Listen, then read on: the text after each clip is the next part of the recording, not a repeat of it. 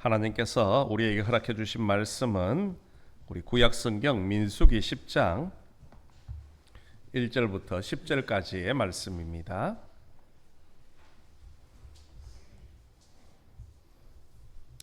민수기 10장 1절부터 10절까지의 말씀은 제가 가지고 있는 구약성경 211면에 있습니다. 우리 찾으셨으면 한 절씩 교독하시겠습니다. 여호와께서 모세에게 말씀하여 이르시되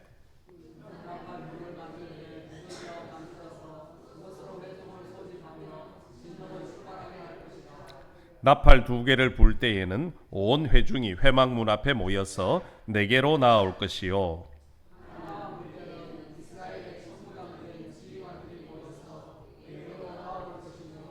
너희가 그것을 크게 불 때에는 동쪽 진영들이 행진할 것이며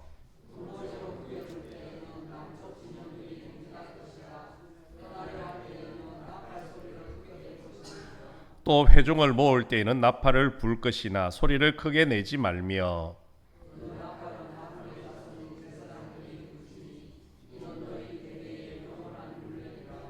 또 너희 땅에서 너희가 자기를 압박하는 대적을 치러 나갈 때에는 나팔을 크게 불지니 그리하면 너희 하나님 여호와가 너희를 기억하고 너희를 너희의 대적에게서 구원하시리라. 또 너희의 희락의 날과 너희가 정한 절기와 초하루에는 번제물을 드리고 화목제물을 드리며 나팔을 불라. 그로 말미암아 너희의 하나님이 너희를 기억하시리라. 나는 너희의 하나님 여호와니라. 아멘. 찬양 예배 드신 우리 모든 성도들이 하나님의 은혜가 있기를 소망합니다. 우리가 옛날에는 먼 곳에 있는 사람들에게 소식을 알리는 수단이 다양하지는 않았습니다. 조선시대만 해도 소식을 알리려면 어떻습니까? 그래도 좀 있는 집안에서는 편지를 한 자 적어서 종들을 통해서 신부를 보낸 겁니다. 그러면 그 종은 그 편지를 들고 종일 쫓아가야 되죠. 단점이 있었습니다. 뭐냐면 시간이 오래 걸린다는 거죠. 그리고 또 정확할지 안 할지도 모른다는 겁니다. 이 종놈이 제대로 가서 전하면 되는데 가다가 옆길로 새버리면 또 편지를 잃어버리면 소식이 전해지지 않게 되어지죠. 그래서 조금 더 빠른 방편을 생각한 것이 뭐냐면 파발말을 띄우는 겁니다. 말을 이용해서 이제 소식을 알리는 것이요. 그럼에도 불구하고 이게 또 멀리 있는 곳에 가는 것도 쉽지는 않더라는 겁니다. 그리고 또 아주 급박한 상황에서는 소식을 좀 더 빠르게 전해야 되는데 그래도 말을 타고 가면 시간이 걸리죠. 그래서 만들어낸 것이 바로 봉화불이라는 겁니다. 산꼭대기에다가 큰 봉화를 만들어 놓고 거기에다 불을 지피고 연기를 피워 올리는 거죠. 연기를 하나 피우느냐, 2개 피우느냐, 아니면 3개 피우느냐, 그것에 따라서 지금 상황이 어떤 것인지를 알 수가 있다는 겁니다. 산꼭대기에서 피우기 때문에 아주 멀리서도 볼 수 있죠. 그런데 요즘 시대는 그렇지는 않은 것 같습니다. 요즘은 어떻습니까? 다 소식 전하는 것이 너무 간편해졌습니다. 휴대전화기를 통해서 소식을 전할 수 있고, 그것도 아니면 집에서 전화를 통해서 아니면 인터넷을 통해서 소식을 전할 수 있게 되어졌다라는 겁니다. 세르비아에 있는 양치기들은요, 자기들만의 그런 소식을 전하는 특별한 방법이 있었습니다. 양들을 방목을 하다 보면 좀 떨어져 지내지 않습니까? 그래서 서로가 서로의 위기 상황을 알려주는 방법이 있었는데요. 그게 뭐냐면은 큰 쇠막대기를 가져다가 자기가 양을 치는 그 입구에다가 땅에 박는 것입니다. 땅 깊숙이 박아놓고 또 다른 옆에 있는 목동도 똑같이 그것을 박지요. 그래서 위기 상황이 닥치면요, 그 쇠막대기를 두드리는 겁니다. 두드리면 그 땅의 진동이 그 옆에 있는 사람들에게까지 전달이 되어진다고 합니다. 그래서 옆에 있는 목동이 지금 위험하구나, 대비를 해야 되겠다, 아니면 가서 도와야 되겠다, 그런 것을 알게 되어졌다라는 것이요. 신호라는 것이 과연 무엇입니까? 국어사전에서는 일정한 부호, 표지, 소리, 몸짓 따위로 특정한 내용 또는 정보를 전달하거나 지시하는 것이 바로 신호라, 그렇게 정의를 내리고 있습니다. 그런 의미에서 이 신호라는 것은 어떻게 보면 사회적인 약속과 똑같은 것이죠. 우리 이 신호의 약속을 가장 쉽게 경험할 수 있는 것이 바로 길가에 나가보면 신호등이라는 것이 있습니다. 그렇죠? 신호등이 있으면 초록불이 있으면 어떻습니까? 횡단보를 건너가는 겁니다. 대신에 빨간불이 오면 멈추었어야 되죠. 그것은 암묵적인 사회적인 약속이라는 겁니다. 만약 빨간불임에도 불구하고 건너다가 보면 자동차에 치일 수도 있고 상황이 나빠질 수도 있습니다. 그것을 잘 지킬 때에 사회는 원활하게 흘러간다라는 겁니다. 또한 신호는 소리가 없는 언어와 같습니다. 말을 못하는 우리 농아인들을 한번 생각해 보십시오. 그들은요, 손짓으로 의사를 전달합니다.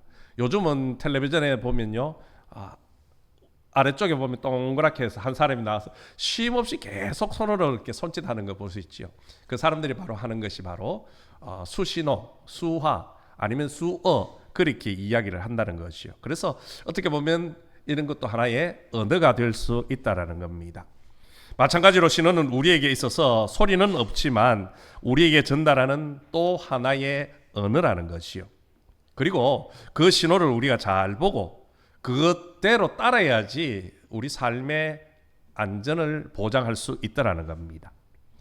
지금까지 이스라엘 백성들은 하나님과 어떻게 언어를 주고받았습니까? 어떻게 소통을 했습니까? 구름 기둥과 불 기둥을 통해서 하나님과 이스라엘은 소통했습니다. 구름 기둥과 불 기둥이 멈추어 서면 이스라엘 백성들도요, 그곳에 멈추어 서는 겁니다. 한 달이 되건 1년이 되건 구름이 더 이상 떠오르지 않으면 계속해서 머무르는 겁니다. 그것이 하나님의 언어였고 하나님의 신호였다는 겁니다. 이것은 인간이 흉내낼 수도 없고 또 만들어낼 수도 없는 그런 방법이었지요. 이제 하나님께서 이스라엘 백성들 중에 또 다른 언어를 선택하게 하십니다. 그것은 바로 나팔을 만들어 불라라는 것이요. 오늘 본문 2절에 보면 하나님께서는 모세를 통해서 은나팔을 둘을 만들되 두들겨서 만들어서 그것으로 회중을 소집하며 진영을 출발하게 할 것이라. 하나님께서는 모세에게 은나팔을 2개 만들어서 그것을 가지고 회중을 모을 때나 아니면 진영이 출발을 할 때 사용을 하라는 겁니다. 은나팔은 이스라엘 백성들에게 새로운 하나님의 뜻을 전달하는 수단이 되었고요. 그로 인해 그 나팔 소리는 이스라엘 백성들의 삶을 결정하는 아주 중요한 지침서가 되어졌습니다. 나팔 신호의 그 규정을 보면 먼저 나팔을 2개 동시에 불면 온 회중들이 회막문 앞으로 모이는 겁니다. 하나님 앞에 모이는 것이요.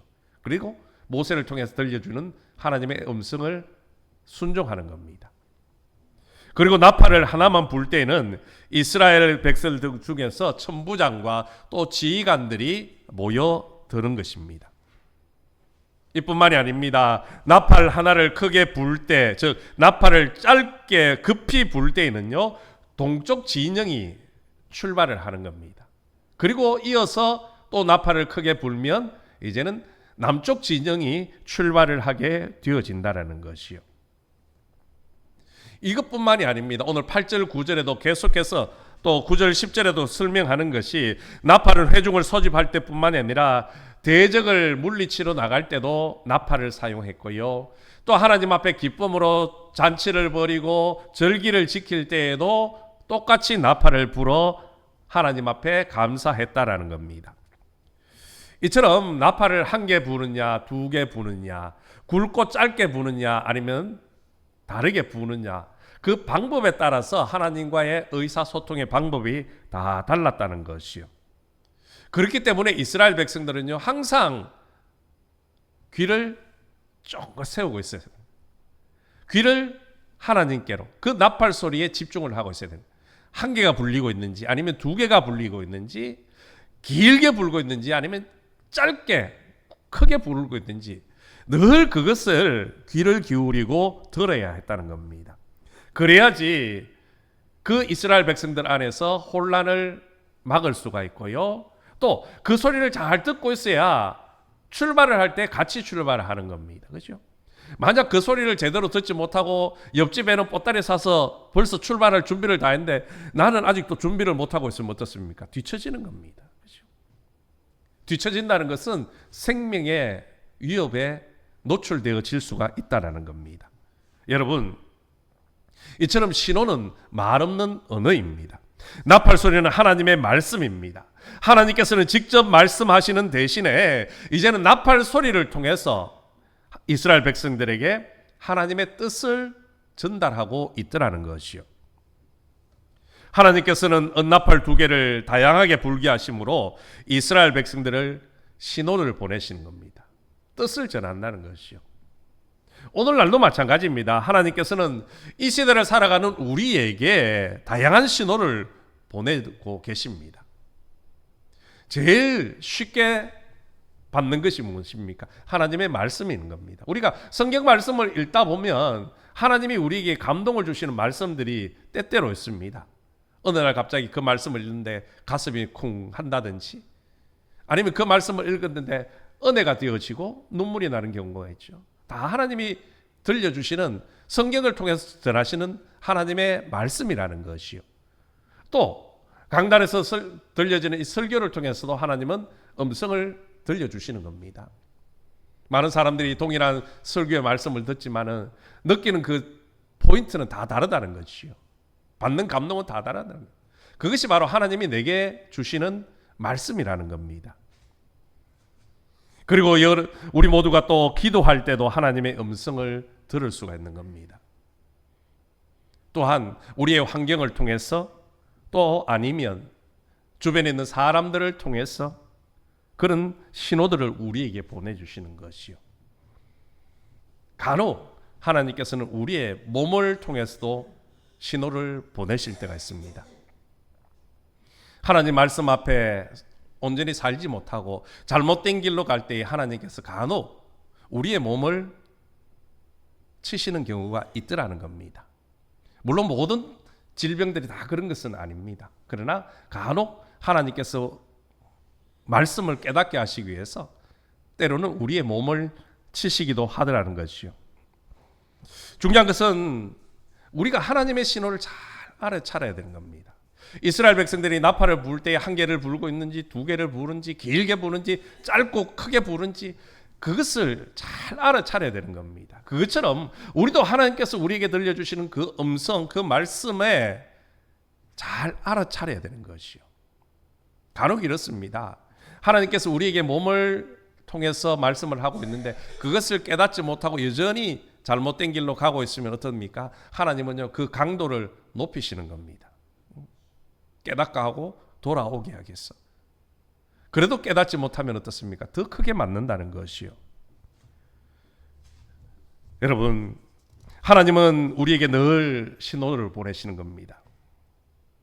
성경에도 보면 하나님의 신호를 잘 알아차리고 복을 받은 사람이 있는 반면 끝까지 그 신호를 알아차리지 못하고 저주를 받기도 하는 사람들이 있더라는 겁니다. 이스라엘의 아주 악한 왕 중에 한 사람, 최고로 악한 왕이 바로 아방이지 않습니까? 아방은요, 미가 선지자를 통해서 하나님께서 신호를 보내주십니다. 깨닫게 하셨지요. 그런데 아방은요, 끝까지 하나님의 그 음성을 외면해 버립니다. 하나님께서 미가 선지자를 통해서 전쟁에 나가지 마라. 이번에 나가면 진다. 죽는다. 그렇게 말씀했는데요, 끝까지 고집을 피우고 나가서 결국 싸우다가 전쟁터에서 죽음을 당하고 말았다는 겁니다. 가룟 유다 역시 마찬가지지요.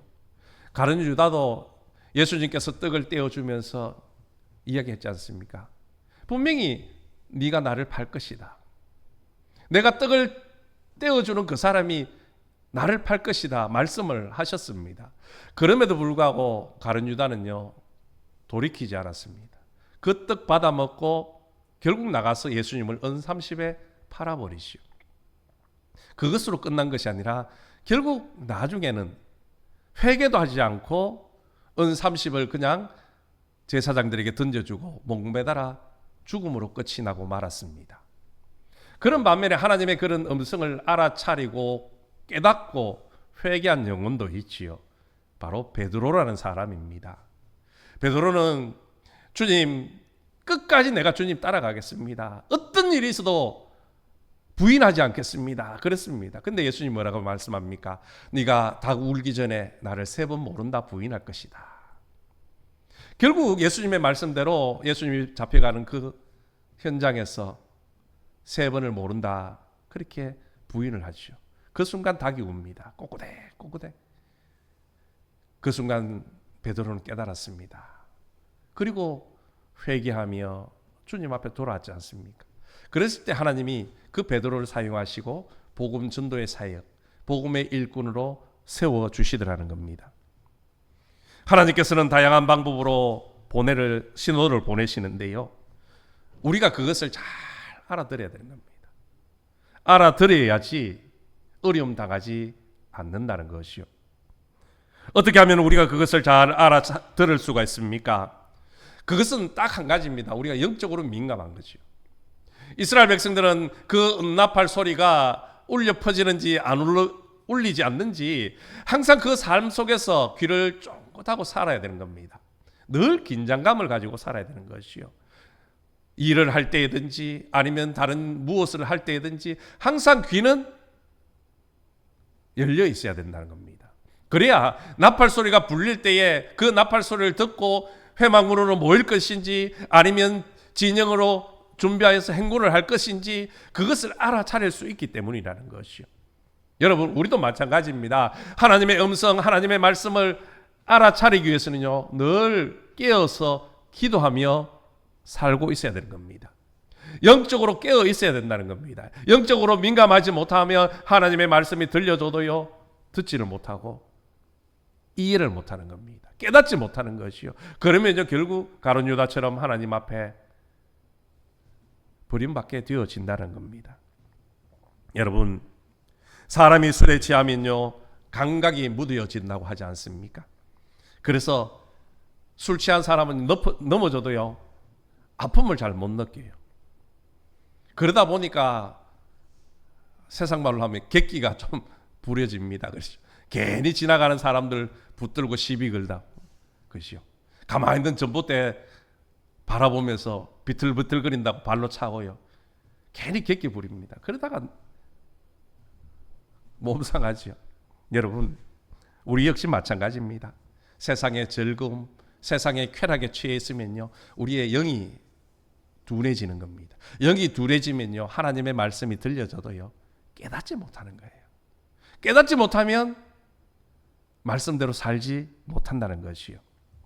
그러므로 우리 늘 깨어서 기도하며 하나님과 더 친밀한 관계를 유지할 수 있도록 힘을 써야 되는 겁니다. 그럴 때 우리는 하나님의 신호를 잘 알아차리고 또 하나님의 복 가운데 머물게 되어지는 겁니다. 그리고 두 번째로 중요한 것은요, 우리가 아무리 신호를 알아차려도요, 더 중요한 것은 그 신호를 따라 순종하는 겁니다. 그렇죠? 하나님께서 응답하를 2개를 크게 불면은 회막문으로 모여야 되는데 모이지 않으면 어떻습니까? 뒤처지는 겁니다. 회막 응답하를 크게 짧게 하나를 불면 동쪽 진영이 출발을 해야 되는데 출발을 하지 않으면 뒤처지는 겁니다. 들었으면 순종해야 되는 것이요.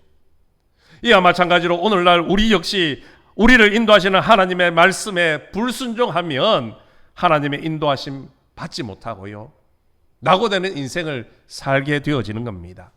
낙오되어지면요, 결국 하나님의 나라에 들어가지 못한다는 것이요.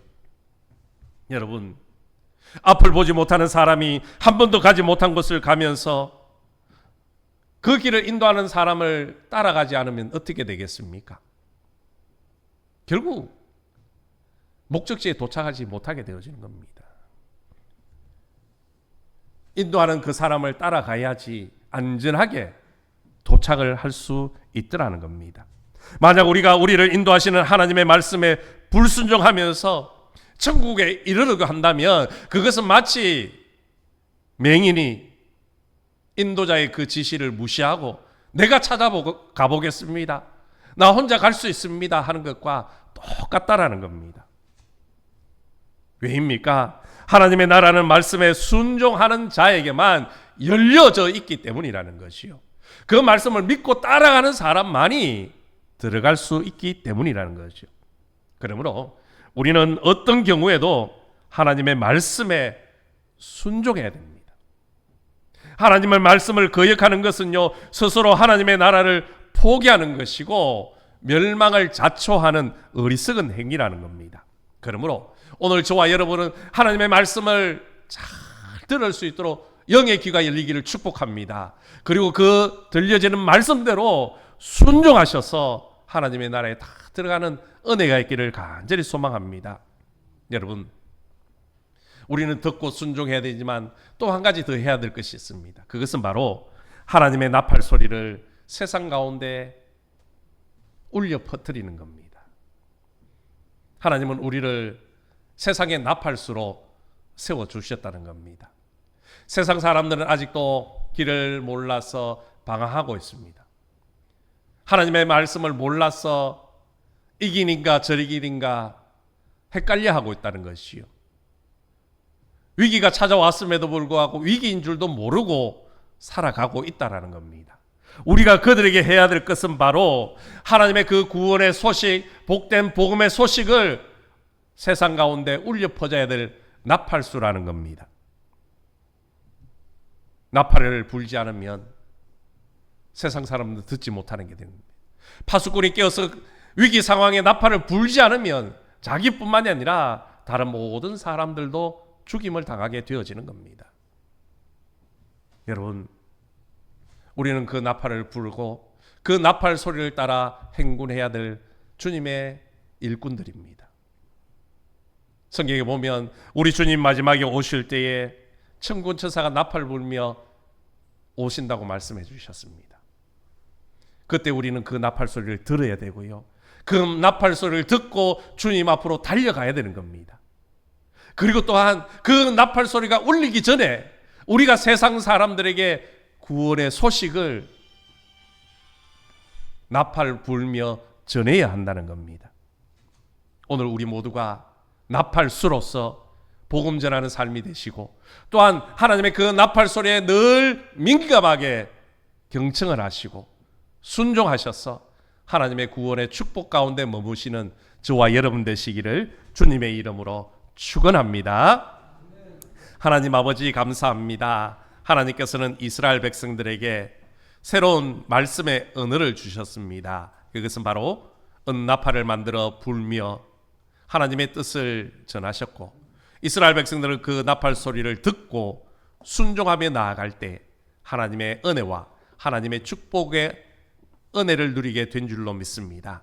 이제 우리도 하나님의 그 나팔 소리에 민감하게 하시고 또 그 나팔 소리를 듣고 순종하는 삶을 살아서 하나님 앞에 영광 올려드리고 복을 누리는 삶이 되게 도와주옵소서. 또한 세상 사람들에게 나팔을 불며 복음을 전하는 우리 모두가 될 수 있도록 축복하여 주옵소서. 예수님의 이름으로 기도드리옵나이다. 아멘.